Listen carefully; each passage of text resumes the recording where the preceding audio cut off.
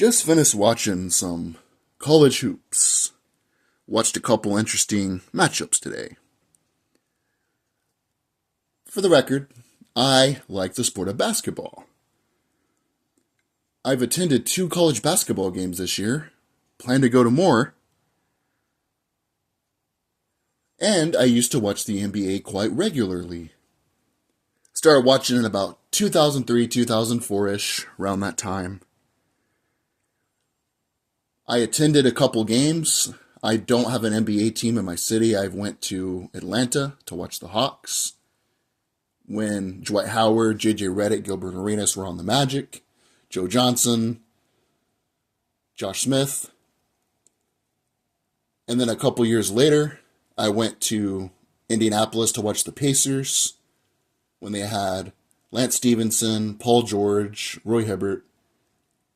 In fact, I wasn't just a casual. I had NBA League Pass.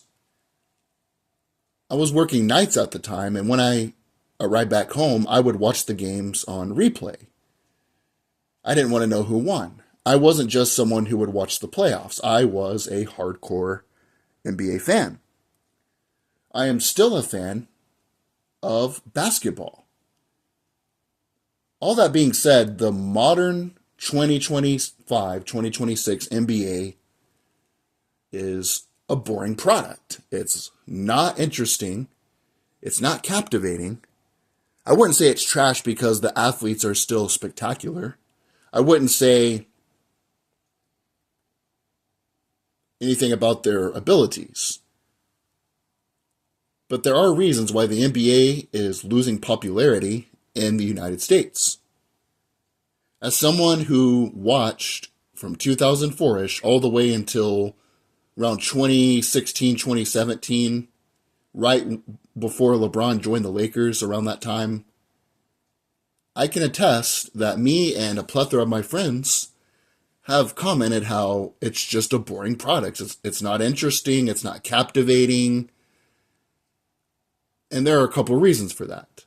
Has nothing to do with politics. I don't care about politics. I never quit watching the NFL when they had that protest going on. I don't care about that. And I still like to watch Major League Baseball. I just don't like the NBA. Here are a few reasons why. I will give you 5 reasons, in no particular order. The first is there are no rivalries. The NBA was built on rivalries. You had Bill Russell, Wilt Chamberlain. And in the 1980s, when the NBA was on tape delay, Larry Bird and Magic Johnson saved the league. If you watch those old school Celtic Lakers games, they would clothesline one another. They would knock each other to the ground, try to beat on each other. It was extremely physical. The Bulls and the Pistons, the bad boy Pistons, even had rivalries outside of that. The Pacers and the Knicks was extremely underrated. Reggie Miller making the sign to Spike Lee, John Starks, Patrick Ewing. An extremely underrated rivalry that doesn't get the press that it should have was the Heat and the Knicks. Pat Riley left the Knicks because he wanted to be part of the front office, make decisions on personnel. They wouldn't let him. He ends up going to the Heat. Multiple players got suspended. It was games that would be in the 70s, and these players would grind and grit it out and knock each other down. These teams could not stand each other. In the more modern era, because you might say, it's not like that anymore. Sports are not like that, and I would definitely disagree. You had the Spurs when they had David Robinson, Tim Duncan, versus Shaq and Kobe. Another rivalry was the Mavericks and the Heat with Dirk Nowitzki and Dwayne Wade. They didn't like one another if you started watching basketball during that time. You had the Pacers and the Miami Heat, the Celtics with their big 3 versus the Heat. A very underrated finals is when the Lakers, I think it was 2010 finals, they got revenge on the big 3 Celtics. What rivalry do you have in the NBA now? All the players hug and they kiss and they make out and they work out together during the off season. You don't have rivalries anymore. In college sports, you have rivalries. Duke and North Carolina is a rivalry. Kentucky and Louisville. Tennessee and Kentucky. You have all kinds of rivalries in college basketball where the fans hate the opposing team. The opposing team hates the other team. Typically, it's people that live close in proximity to one another. I live in Tennessee. They border Kentucky. We despise Kentucky. Kentucky despises us. We talk trash. That's all part of it. It's a rivalry. That's the way sports work. Anytime something happens to them, we help them out as neighbors. Anytime something happens to us, they help us out. But when the lights are dim, when the game is starting, we want to knock the hell out of them. And they want to do the same to us and win the game. You don't have a rivalry like Magic and Bird. You don't have a rivalry anymore in the NBA, where both teams are threats to win the championship and both teams compete at high octane levels.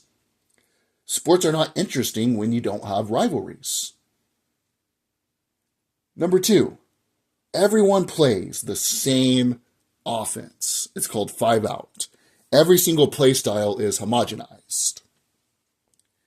Used to have distinct play styles. I remember playing NBA 2K, which I don't play anymore because if I don't like the NBA product, why would I want to play a virtual simulation NBA when I don't like the actual NBA? Teams' playbooks were very different. You had the Showtime Lakers, high octane, extremely fast. The Pistons, who would want to grit and grind it out. The Lob City Clippers, where Chris Paul would lob up the ball. DeAndre Jordan, Blake Griffin would have some of the most aesthetically pleasing plays I've seen in basketball. You also had the Grit and Grind Grizzlies. When they played the Clippers in the playoffs, it was two conflicting styles. One team wanted to run up in the court, shoot three-pointers, windmill dunks. The other team just wanted to put their hands on you with Tony Allen. Zach Randolph was one of my favorites. The other Gasol brother, Marc Gasol. And they just want to put their hands on you and grind the game out. Those two distinct styles made for an intriguing matchup. They made for an interesting series. And then under Phil Jackson with the Lakers, you had the triangle offense. It was a distinct style from the Spurs, who would play with Twin Towers, two big men. It was interesting to see the X's and O's matchup. But watching 5-out, which is essentially positionless basketball, teams run up the court. It could be a center that dribbles the ball up the court. It could be a shooting guard, anybody.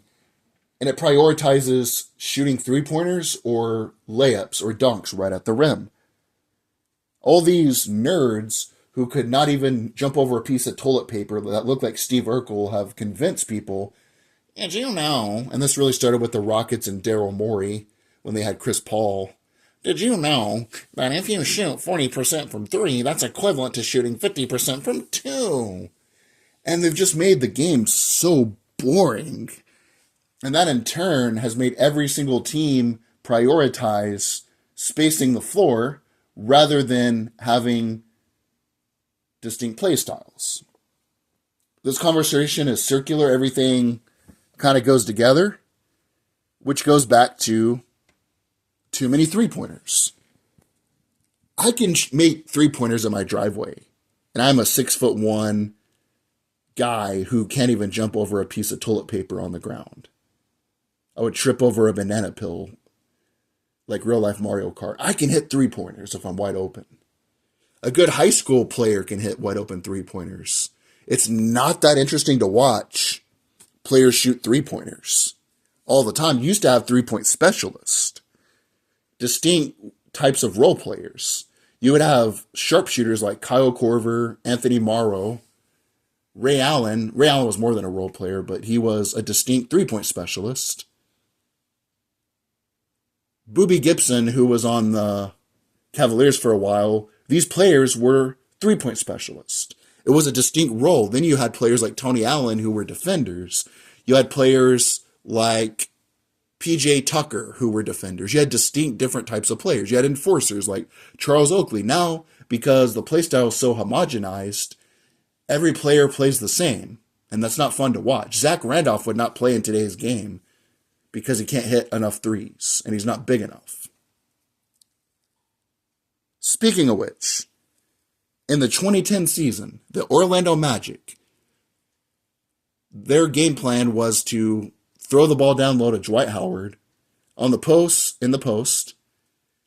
They surrounded him with shooters. Hedo Turkoglu, Jameer Nelson, J.J. Redick, Rashard Lewis. They surrounded him with shooters.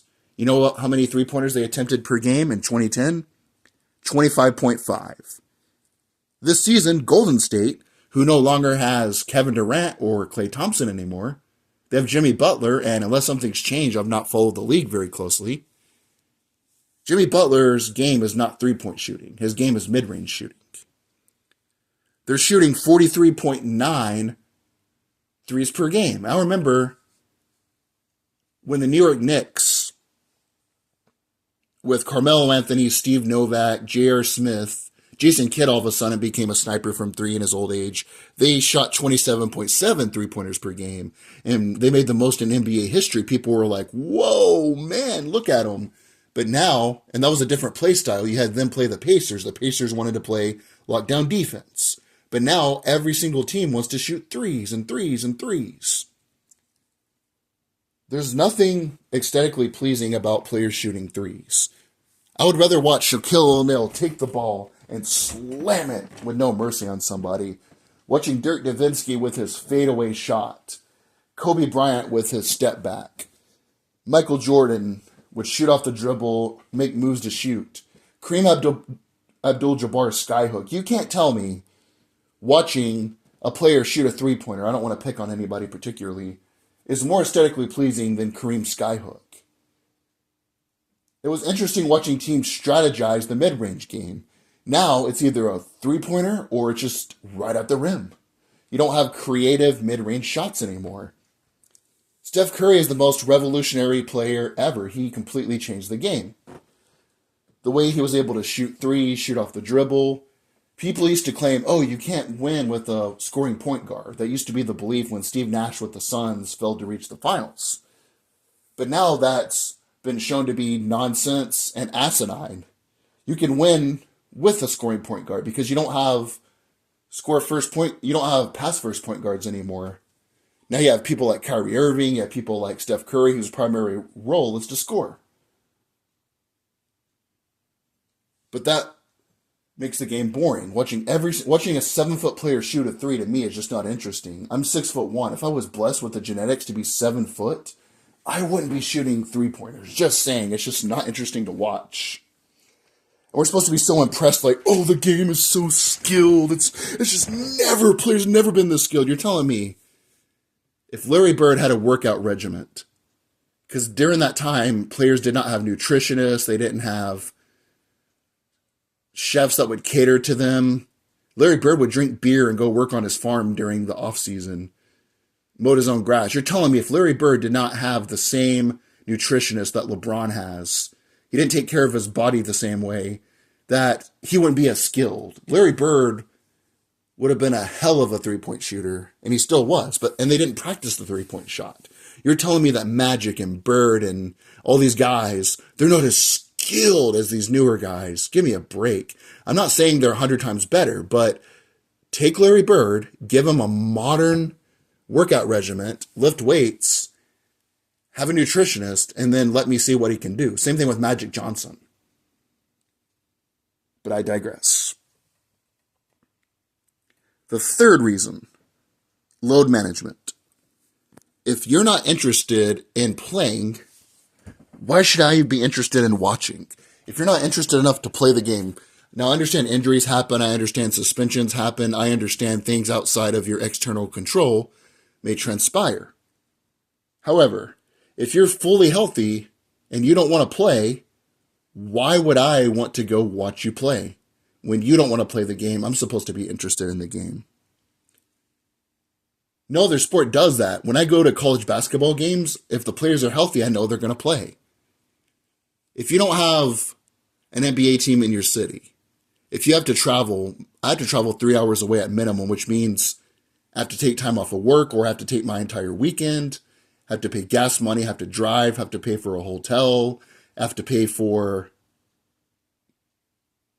merchandise if I go to the game, I have to pay for food. It's a big investment of my time and money. When I went to see the Magic play, me, my dad, my grandpa, and my friend went, I had to take a couple of days off of school to go to the game. Imagine if I went all the way there and Dwight Howard didn't play.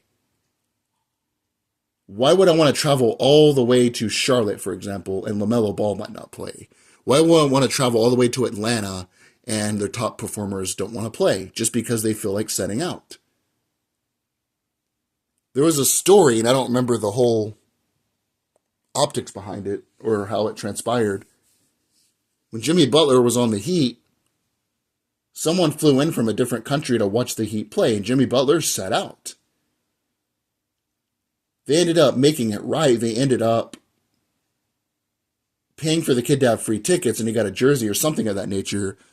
But that was a 1 in a million case. Most people say they want to go watch the Spurs play. Say Wembanyama or whatever his name is sets out.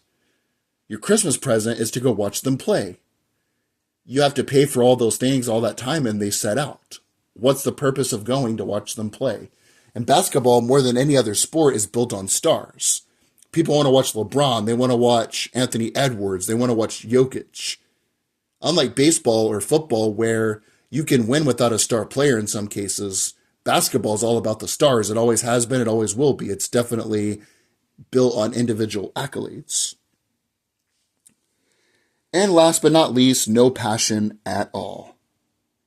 The last time I would say the NBA was extremely passionate, you can make the case it was when the Mavericks with Dirk Nowitzki, Jason Terry, they came back and they defeated the Heat. Or I would even grant you this, when the Spurs, the old-ass Spurs, with Tim Duncan, Manu Ginobili, Raja Bell didn't play for them, he played for the Suns. Ginobili, Tony Parker, that team, when they lost with one of the best shots of all time to Ray Allen, I will say that's one of the best shots I've ever seen in my life, and I could not stand the Heat, but I got to give them props. They wanted to come back and they wanted to win the game. That was extremely passionate. But if you would watch Kobe play, you would watch Jordan play, they love to play the game. They love to be out there. Players would trash talk. They would, you know what I'm talking about when I say this. People say, what do you mean by that?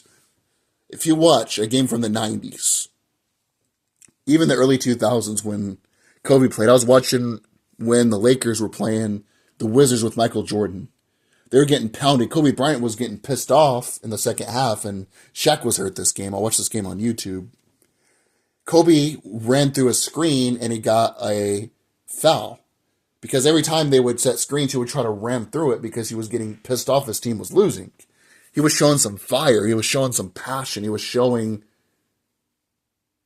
that he wanted to win the game. And this really just coincides with how it is now. Look at the Pistons and the Bulls with Jordan, Isaiah Thomas, Joe Dumars, Bill Laimbeer.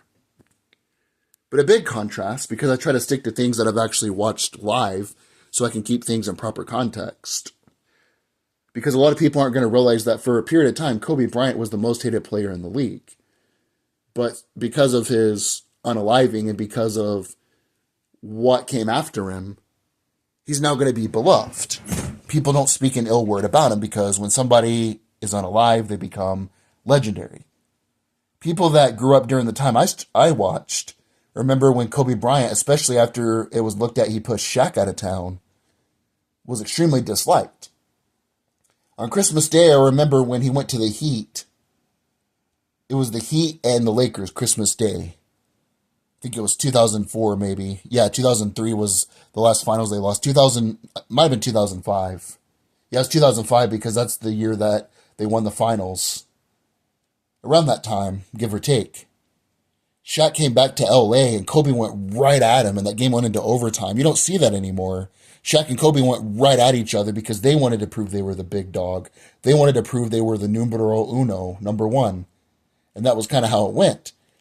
But you don't see that anymore. You don't see players taking each other on anymore. You don't see the trash talk. You don't see the passion anymore. And this is very emblematic when it pertains to the All-Star game. Players shoot wide open threes. And we're supposed to be impressed that people who are the best athletes in the world, who have the best nutritionists in the world, who are bigger, faster, and stronger than ever because of their workout regiments, we're supposed to be impressed when they make really far shots without being guarded. If you want to see true passion, watch that 2012 All-Star game. Kobe Bryant went on LeBron. He wanted to guard LeBron. LeBron was the best player. He blocked his shot and he stole the ball. He picked up LeBron full court. It used to be that way. Players would want to send a message. They would want to guard the best player. In the Olympics, when the Bulls felt insulted by Tony Kukoc because they felt like, oh, Jerry Krause is in love with him and he doesn't care about Pippen and Jordan, they both took turns wanting to defend him to show that they had the biggest kahunas. And you don't see that anymore. You don't see the alpha males who want to take over and prove they're number one and prove they're the best. Another example would be in the Last Dance documentary, Michael Jordan was on a timer and he wanted to play. Now you have players that are setting out like Joel Embiid. And we're supposed to think this is a good product. We're supposed to spend our hard-earned money and hard-earned time watching this crap. It's just a joke. But those are a few reasons. I could go on and on and on. In no order, no rivalries. You don't have a rivalry. If there is, tell me one. Tell me what players are rivals. It's not Kevin Durant and it's not LeBron James. They're both old. What players are rivals? What teams are rivals? You don't have any. Everyone plays the same. Every single team plays 5 out. If you don't know what that is, you don't know ball, I don't want you commenting. Go and look at 5 out. Go and watch some film on YouTube and you'll see what I'm saying exactly. Load management. Players don't want to play. They set out. Players used to beg to play. Kobe tore his Achilles, made 2 free throws because he wanted to play, and he willed his team to make the 8th seed in the playoffs. And that's why his body broke down. You don't see that anymore. Joel Embiid sets out. Paul George sets out. Players set out when they break their painted nails.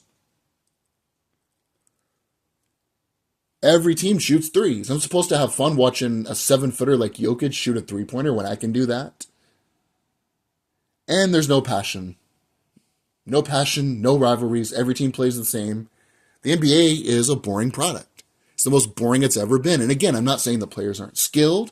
I'm not saying the coaches don't know what they're doing. Obviously, they've found ways to optimize the game to make it more efficient.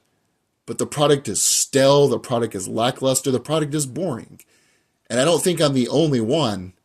The top-rated NBA finals of all time, most of them involve Michael Jordan. Since 1998, the NBA ratings have been declining precipitously. So evidently it's not just me who doesn't watch the NBA anymore.